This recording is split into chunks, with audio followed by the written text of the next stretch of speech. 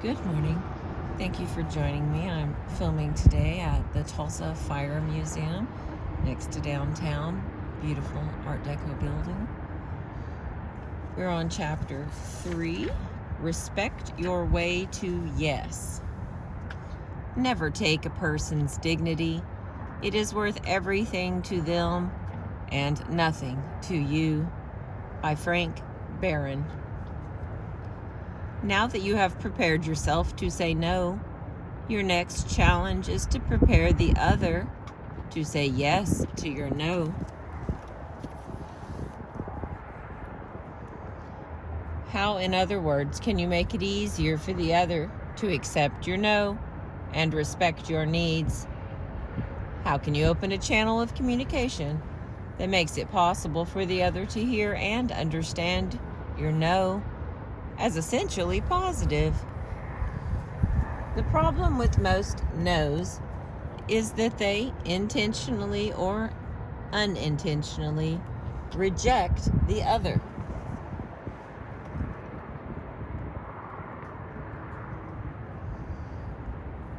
The other often takes our no as a personal rejection. That may not be our intent, but the other may well hear an implied message in our no. You and your interests don't count. It is only human to feel embarrassed, hurt, excluded, or even humiliated when being told no about something that matters. Hearing a no that is negative and rejecting, the other will likely close their ears to our message and may lash out destructively, causing our relationship to suffer. When I was involved in a third party in the intense political battling between government and opposition forces in Venezuela, I was struck with the deepest anger in the leaders on each side, was triggered not by the political issues of power and control, but by the disrespect they each felt from their adversaries. The country's president, Hugo Chavez, raged to me about how his enemies called him a mono, a monkey, demonstrating it by screwing up his face in a monkey-like grimace. Meanwhile, a leader of the opposition bitterly complained to me that when he tried to visit the Central Cathedral to pray, as he had done all his life, he was taunted and threatened on the street, all because President Chavez had branded him an enemy of the people. The feelings of shame and humiliation provoked by these acts of personal disrespect were palpable, and they significantly increased the likelihood of escalation into violence.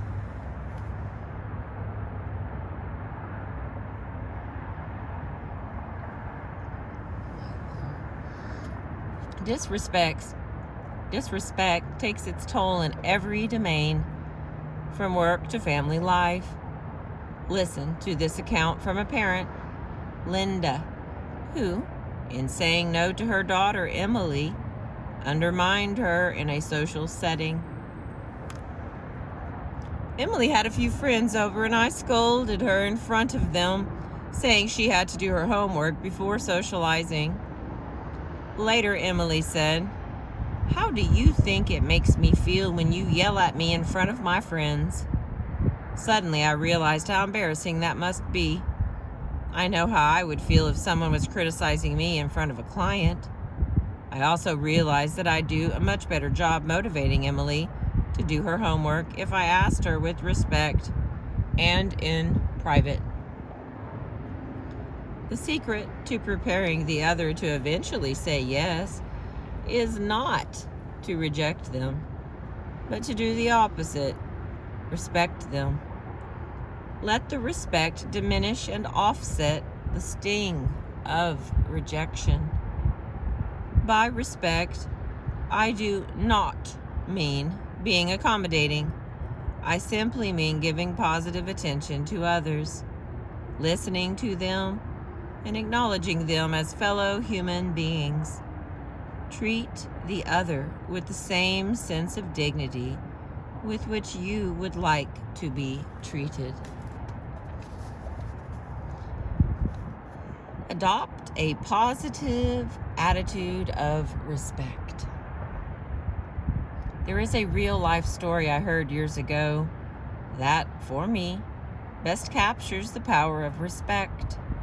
Terry Dobson, a young American living in Japan, studied Aikido, a Japanese art of self-defense, was suddenly faced one day with the challenge of how to say no to someone's dangerous behavior. The train clanked and rattled through the suburbs of Tokyo on a drowsy spring afternoon. Our car was comparatively empty. A few housewives with their kids in tow. Some old folks going shopping. I gazed absently at the drab houses and dusty hedgerows. At one station, the doors opened, and suddenly, the afternoon quiet was shattered by a man bellowing violent, incomprehensible curses.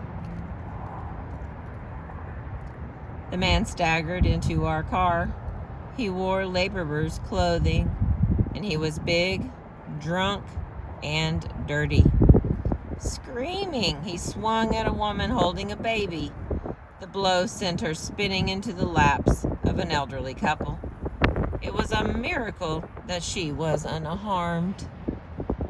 Terrified, the couple jumped up and scrambled toward the other end of the car. The laborer aimed a kick at the retreating back of the old woman, but missed as she scuttled to safety. This so enraged the drunk that he grabbed the metal pole in the center of the car and tried to wrench it out of its holding. Another word I don't know. Stanchion. Stanchion. I could see that one of his hands was cut and bleeding. The train lurched ahead. The passengers froze with fear. I stood up. I was young then, some 20 years ago, and in pretty good shape. I'd been putting in a solid 8 hours of Aikido training nearly every day for the past 3 years. I liked to throw and grapple. I thought I was tough. Trouble was, my martial skill was untested in actual combat. As a student of Aikido, we were not allowed to fight. Aikido, my teacher had said again and again, is the art of reconciliation. Whoever has the mind to fight has broken his connection with the universe. If you try to dominate people, you are already defeated. We study how to resolve conflict, not how to start it. I listened to his words. I tried hard. I even went so far as to cross the street to avoid the Shimpira, the pinball punks who lounged around the train station. My forbearance exalted me. I felt both tough and holy. In my heart, however, I wanted an absolutely legitimate opportunity whereby I might save the innocent by destroying the guilty. This is it, I thought to myself, getting to my feet. People are in danger, and if I don't do something fast, they will probably get hurt. Seeing me stand up, the drunk recognized a chance to focus his rage. Aha, he roared. A foreigner, you need a lesson in Japanese manners. I held on lightly to the commuter strap overhead and gave him a slow look of disgust and dismissal. I planned to take this turkey apart, but he had to make the first move. I wanted him mad, so I pursed my lips and blew him an insolent kiss. All right, he hollered. You're going to get a lesson. He gathered himself for a rush at me. A split second before he could move, someone shouted, "Hey!" It was ear-splitting. I remember the strangely joyous, lilting quality of it, as though you and a friend had been searching diligently for something, and he suddenly stumbled upon it. Hey! I wheeled to my left. The drunk spun to his right. We both stared down at a little old Japanese man. He must have been well into his 70s. This tiny gentleman, sitting there immaculate in his kimono. He took no notice of me, but beamed delightedly at the laborer, as though he had a most important, most welcome secret to share. "Come here," the old man said in an easy vernacular, beckoning to the drunk. "Come here and talk with me." He waved his hand lightly. The big man followed as if on a string. He planted his feet belligerently in front of the old gentleman and roared above the clacking wheels. "Why the hell should I talk to you?" The drunk now had his back to me. If his elbow moved so much as a millimeter, I'd drop him in his socks. The old man continued to beam at the laborer. "What you been drinking?" he asked, his eyes sparkling with interest. "I've been drinking sake," the laborer bellowed back, "and it's none of your business." Flecks of spittle spattered the old man. "Okay, that's wonderful," the old man said. "Absolutely wonderful. You see, I love sake too. Every night, me and my wife, she's 76, you know, we warm up a little bottle of sake and take it out into the garden, and we sit on an old wooden bench. We watch the sun go down, and we look to see how our persimmon tree is doing. My great-grandfather planted that tree. We worry about whether it will recover from those ice storms we had last winter. Our tree had done better than I expected, though especially when you consider the poor quality of the soil. It is gratifying to watch when we take our sake and go out to the evening to enjoy the evening, even when it rains." He looked up at the laborer, eyes twinkling. As he struggled to follow the old man's conversation, the drunk's face began to soften. His fists slowly unclenched. "Yeah," he said, "I love persimmons too." His voice trailed off. "Yes," said the old man, smiling, "and I'm sure you have a wonderful wife." "No," replied the laborer, "my wife died." Very gently, swaying with the motion of the train, the big man began to sob. "I don't got no wife. I don't got no home. I don't got no job. I am so ashamed of myself." Tears rolled down his cheeks. A spasm of despair rippled through his body. Now it was my turn. Standing there in well-scrubbed youthful innocence, my make this world safe for democracy righteousness, I suddenly felt dirtier than he was. Then the train arrived at my stop. As the doors opened, I heard the old man cluck sympathetically. My, he said. "This is a difficult predicament indeed. Sit down here and tell me about it." I turned my head for one last look. The laborer was sprawled on the seat, his head in the old man's lap. The old man was softly stroking the filthy matted hair. As the train pulled away, I sat down on a bench.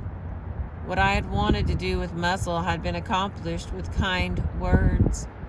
I had just seen Aikido tried in combat, and the essence of it was love. I would have to practice the art with an entirely different spirit. It would be a long time before I could speak about the resolution of conflict.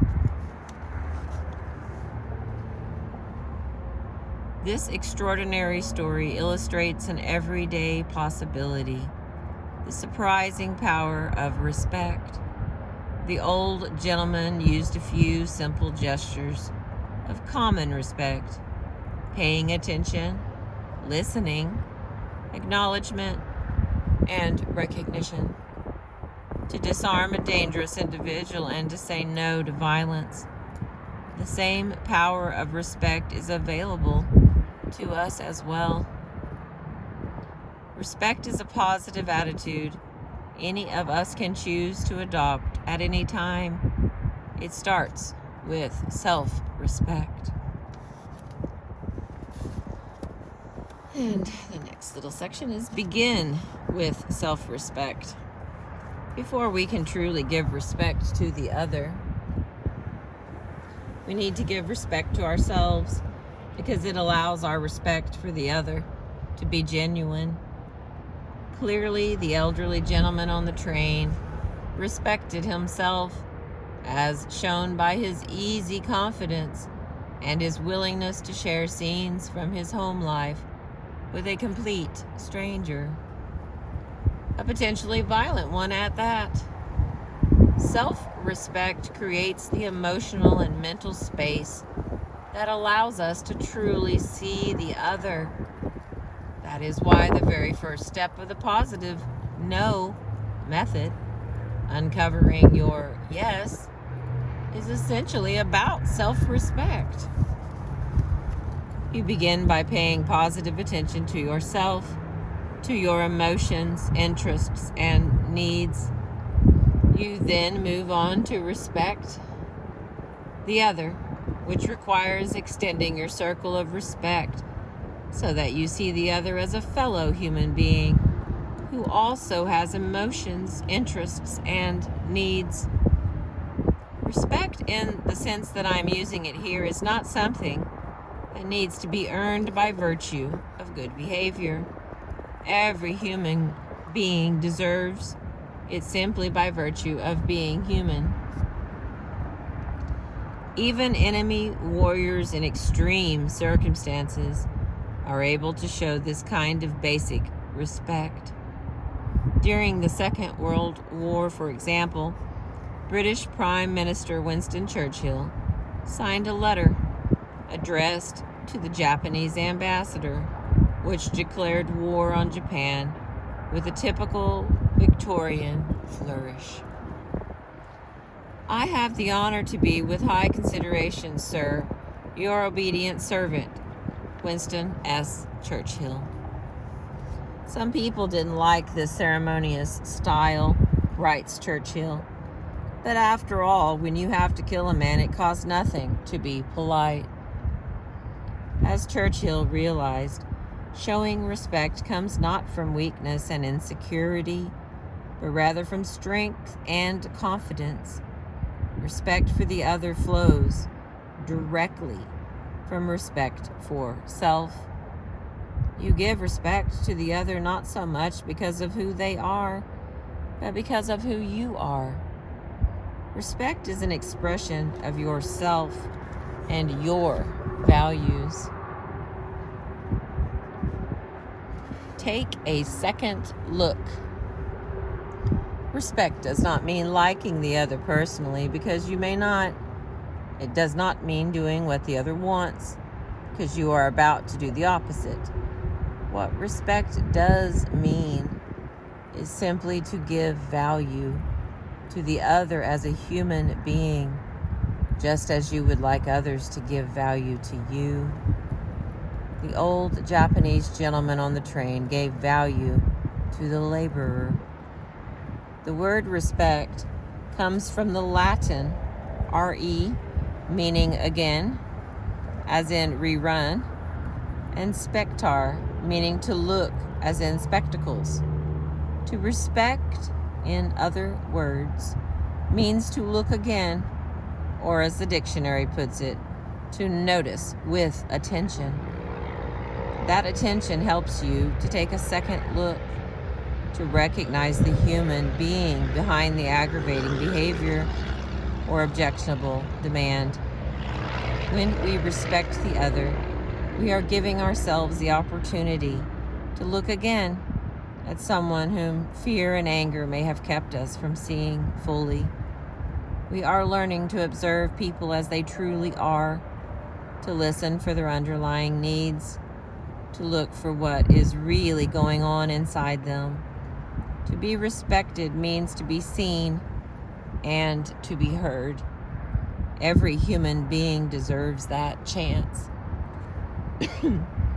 We may not feel any respect toward the other at the moment, but even though we may not have much choice over what we feel, we do have a choice over how we act.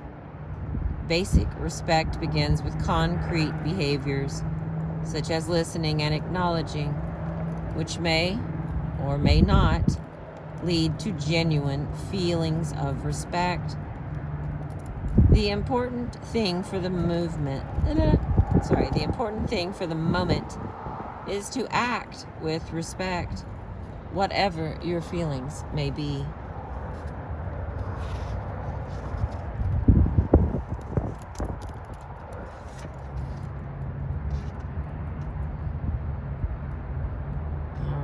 Stop here. We have made it to the bottom of page 82.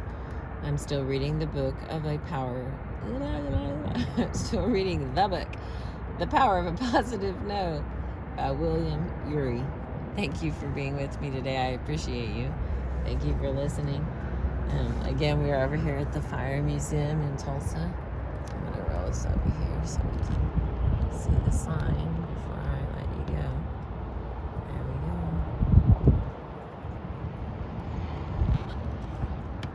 It's absolutely beautiful.